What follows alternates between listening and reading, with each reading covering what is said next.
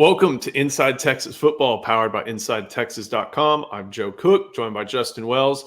Justin, we got some breaking news to talk about. Texas has landed a commitment from another transfer portal player, this time a defender from Alabama, Kendrick Blackshire, who was a member of the class of 2021 out of high school, attended Duncanville High School, played for Reggie Samples, signed with Alabama, and has been a kind of a special teams, kind of a part-time contributor over the course of the past 3 seasons for the Crimson Tide. Saw a lot more standard down action this year. And Justin, one thing it for sure does is gives Texas another piece of SEC experience as it enters its first season in the Southeastern Conference.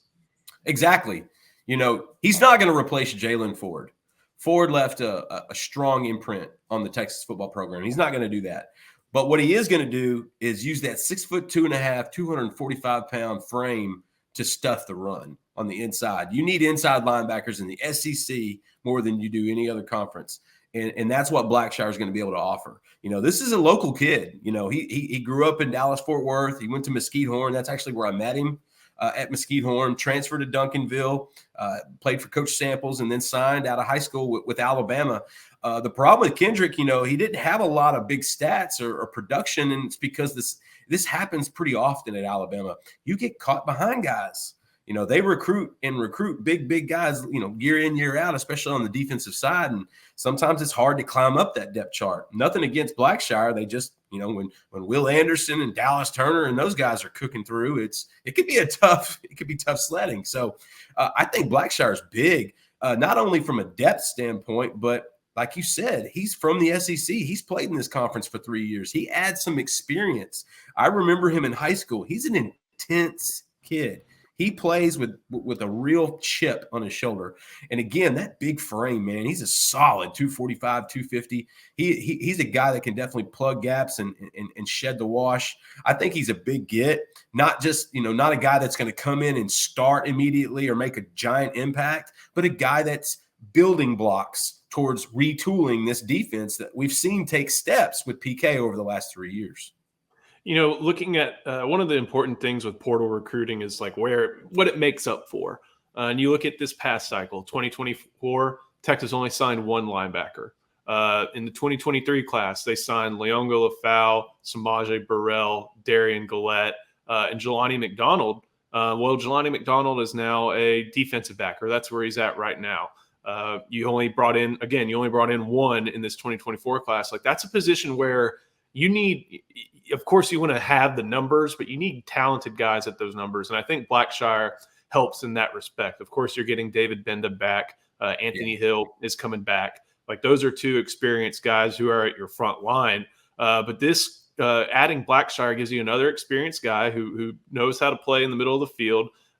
He would not be a fit in the Big 12, but I think in the SEC he'll fit a little better just because he can, you know, the passing offense isn't quite there in the SEC throughout yet, although it's become more and more prevalent. But it gives you a guy that allows for Darian Gillette to continue to develop, for Samaje Burrell, for Leongo Lafau to continue to develop. And I also think that this is a big addition for Jeff Banks on special teams. That's where a lot of Kendrick Blackshire's action was during his 3-year career. Like I said, he did see some conventional standard down action. Heck, was watching the Texas-Alabama game, and he was playing very late, playing middle linebacker. But this is like you mentioned, a 6'3", 245-pound guy who doesn't mind getting into it when it comes to special teams. And that's been a place where a lot of Longhorns have been able to make hay and get their playing time and set themselves up for playing time later. You're seeing it with Trey Wisner this year and Jelani McDonald.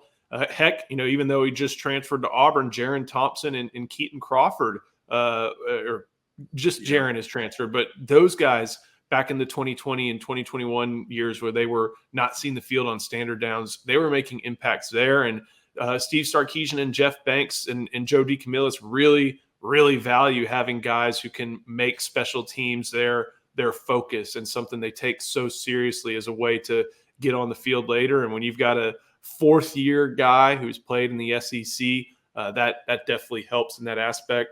Justin, being from Duncanville, there's obviously going to be some teammates, some familiar faces for him when he sees Cam Williams and even Colin Simmons. I don't know. There's no Mesquite Horn guys. I don't know if there's even any Mesquite guys, but even so, this is Blackshire is part of a group that just across classes from the Metroplex have all remained pretty tight and all kind of find themselves on the 40 acres now.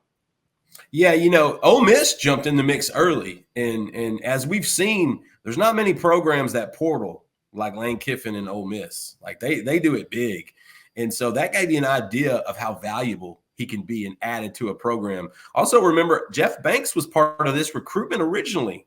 There was some overlap from when Banks was at Alabama. Now, granted, he took the job the next year with Sark in Austin, but there's some familiarity there. But I'm going to tell you right now, I think the biggest factor was Johnny Nansen convincing him that he's going to have a role at inside linebacker, and all of the teammates and all the guys he knows from the DFW, from not just Colin Simmons, Cam Williams, those guys, Jonte Cook, Anthony Hill, Malik Muhammad. I had a source tell me Duncanville, Sauk, and DeSoto are turning into the University of Texas just because they're getting so many core guys from those three big programs, probably the three best in Dallas for that level. And I think that's tremendous. I think that is different than him coming to a place like Ole Miss where he's not going to really know a whole lot of people. Now, Mama can drive 2 hours and see him play. Now he's got friends that he grew up with, playing with. He moved around a little bit, and some of those guys in that area do that, but they all stay close. They all play sports together. They all stay close. And so I think we've seen this. We don't mention this as much as we should, but Sark is a great recruiter, and he's built a really good staff, and the continuity of that staff, I think, is probably as important as anything to his success so far. But these players recruit at a very high level. This group in the last 2 years that he had brought into Austin has been tremendous at recruiting other guys, at bringing in other guys. People would think a Jonte Cook or a DeAndre Moore would be upset with an Isaiah Bond coming in. No, they wanted him in. That makes you better. Kendrick Blackshire will instantly make the linebacker room better. Does that mean he's going to be a big playmaker? Not necessarily. Does that mean he's going to out-rep everybody? Not necessarily. He's bringing in experience. He's bringing in a fiery attitude. Like I said, this guy played with a chip on his shoulder in high school. I took a dozen pictures of him, and he didn't smile in any of them. He is a business-first guy. He wants to play in the league. He wants to be able to put him some good tape and get an opportunity to play in the NFL at 6'3", 245, and I think he's going to get that chance. Coming to Austin, he's going to have a little bit more of that opportunity now. And again, I give credit to Sark and those guys and that recruiting staff for finding the right guys, making sure they get the right mental evals, culture fits as much as physical fits when it comes to fishing in the portal. But I'm telling you, these players, that's the mark of a great program. When these kids are recruiting each other and because listen, coaches will tell them one thing. Sark's very transparent. We've seen that. He's honest and upfront. He doesn't push. He plays the long game with recruits, and it wins. It's very beneficial. But Blackshire is a guy that I think the players recruited him as much as anybody, and I think he loved the idea of being able to come and play beside an Anthony Hill, and with Malik Muhammad behind him on one side, Terrence Brooks, that's a friend from John Paul, Plano John Paul on the other side. Like, these guys all know each other. And so at the end of the day, Blackshire in Texas just made way too much sense. We'll finish it up in just a second, but we have to get a quick word in from our sponsor, Andre the Lawyer. Andre the Lawyer is a longtime Inside Texas user, and he's been helping injured Texans for years, whether you're in an 18-wheeler accident, a slip and fall, wrongful death, on-the-job injury, or car wreck. Call Andre the Lawyer. His principal office is in Dallas, Texas. Been representing injured Longhorns throughout Texas. Every client gets a personalized text message number so they can contact the team and get direct access to the lawyer all day and all night.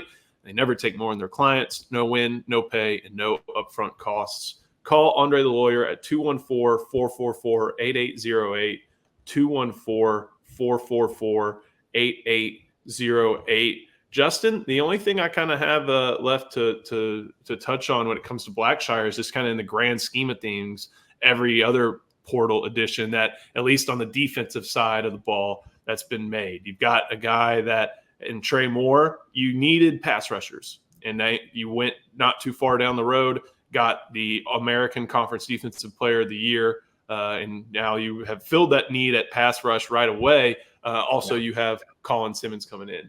You needed some help in the defensive backfield when you had several guys leave between Thompson and Crawford and Catalon and then Watts also leading. Jade Barron's coming back, but you still needed some safety help, and that's what you got in Andrew Makuba. And now, linebacker, you're losing Jalen Ford, and your recruiting numbers have kind of been light at that position over the past couple of years, or at least over this past cycle. Your recruiting numbers were light. Right. Go ahead and add another, and now you basically kind of have like a two-man class with one kind of functioning as a year rental. So Texas, at least in the transfer portal, has done a great job of addressing defensive needs. Defensive tackles are hard to find anywhere. That's why I think anytime Texas tried to get one, that was always one that resulted in an NIL war. But they didn't really need, especially if their high school class makes it all in, they didn't need one right away, but they needed them elsewhere at edge, at linebacker, at safety, and they've done a really good job. And hey, maybe there's more down the pike. We're not quite sure yet. So, Absolutely. All right, Justin, anything else? Man, I think we nailed it. I think it's big. I think Blackshire, like I said, he's a depth piece. He's a guy that when you go into the SEC, when you get off the bus, he's one of the first guys off the bus. And in the SEC, I have a feeling that's more important than the other places. I was wondering when we were going to bring that aspect up, because that's definitely something that Kendrick Blackshire brings. So thank you so much, Justin. Thank you for watching this video. Make sure you like it and subscribe to the Inside Texas Football YouTube channel. Make sure you head to InsideTexas.com. You can get you can get a month's worth of access for just $1. We're in peak recruiting season. This is the time to give us a try. Take advantage. We promise you're going to love it. Justin, thank you so much. I'm Joe Cook. We will see you next time on Inside Texas Football.